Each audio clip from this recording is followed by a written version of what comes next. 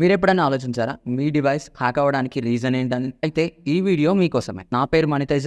Welcome to my channel. ఈరోజు వీడియోలో hackers మీ డివైస్లోకి hacking సాఫ్ట్వేర్ని ఎలా సెండ్ చేస్తారు అనే దాని గురించి అండ్ దాని నుంచి మనల్ని మనం ఎలా ప్రొటెక్ట్ చేసుకోవాలనేది నేర్చుకుందాం. హ్యాకర్స్ మన డివైస్ని హ్యాక్ చేయడానికి మాలిషియస్ సాఫ్ట్వేర్ని మన డివైస్కి సెండ్ చేస్తారు. మాలిషియస్ సాఫ్ట్వేర్ని మాల్వేర్ అని పిలుస్తాం. మాల్వేర్ని యూజ్ చేసి హ్యాకర్స్ మీ పర్సనల్ ఇన్ఫర్మేషన్ని తెలుసుకుంటారు లేదా మీ డివైస్ని కాంప్రమైజ్ చేస్తారు. ఈ మాల్వేర్లో చాలా టైప్స్ ఉంటాయి. Virus, worms, Trojans, ransomware, spyware and hardware. ఈ మాల్వేర్స్ మన డివైస్లోకి ఈమెయిల్స్ నుంచి, అన్నోన్ యాప్స్ని డౌన్లోడ్ చేసుకోవడం వల్ల, ఇన్ఫెక్టెడ్ వెబ్సైట్స్ వల్ల, ఇంకా సోషల్ మీడియా నుంచి స్ప్రెడ్ చేస్తారు.